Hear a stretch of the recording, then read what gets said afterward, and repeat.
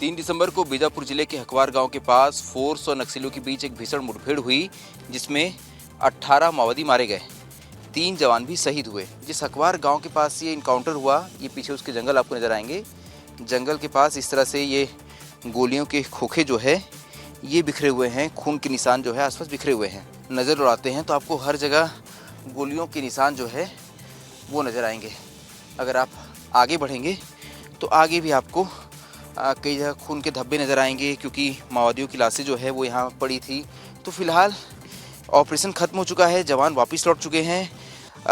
ये मुठभेड़ जो ख़त्म हुई, इसके बाद अब इस मुठभेड़ के यहाँ निशान है, और यही निशान दिखाने के लिए हम अक्सर इस तरह के जंगलों में पहुँचते हैं, ताकि आपको ये बता पाएँ कि जो एनकाउंटर हुआ है वो जगह कैसी थी।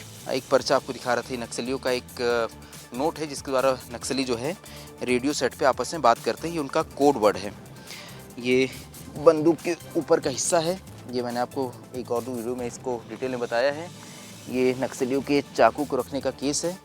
इसके अलावा ये बंदूक का एक और ऊपरी हिस्सा है, जो जब गोलियां चली, जब धमाके हुए तो वो टूट कर अलग हो गए। और इनकाउंटर के बाद के वहाँ के हालात क्या होते हैं। तो कैमरे के पीछे हैं संजू राव, मैं हूं संजय ठाकुर। हाल नक्सलियों का जो सामान फोर्स को मिला, उसके पास से उन्हें ये डेटोनेटर भी मिला। देखिए बहुत सारे डेटोनेटर हैं।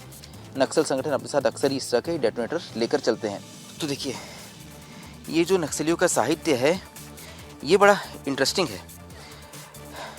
इसमें उन्होंने बताया है कि जो एक संगठन का व्यक्ति है उसको क्या क्या काम करना है।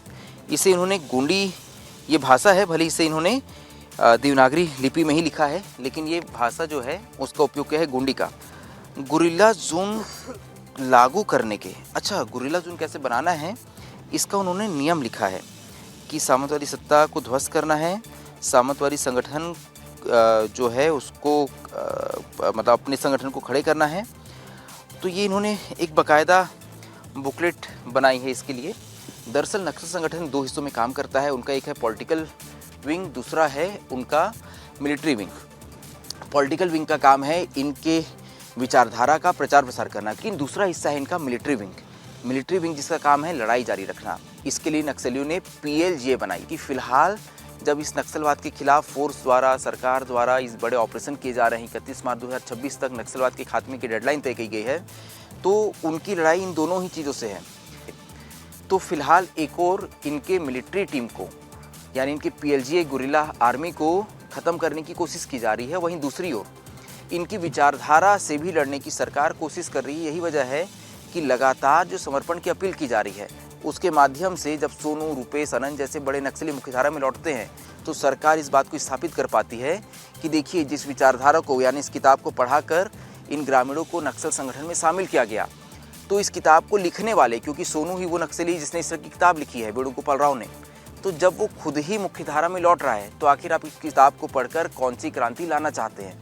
तो वैचारिक तौर पर और बंदूकों के दम पर दोनों ही तरीके से सरकार और फोर्सेस नक्सल संगठन को, नक्सल विचारधारा को पूरी तरह से खत्म करने की कोशिश कर रही है। तो कैमरे के पीछे हैं संजू राव, मैं हूं संजय ठाकुर। आप विस्तार न्यूज़ देख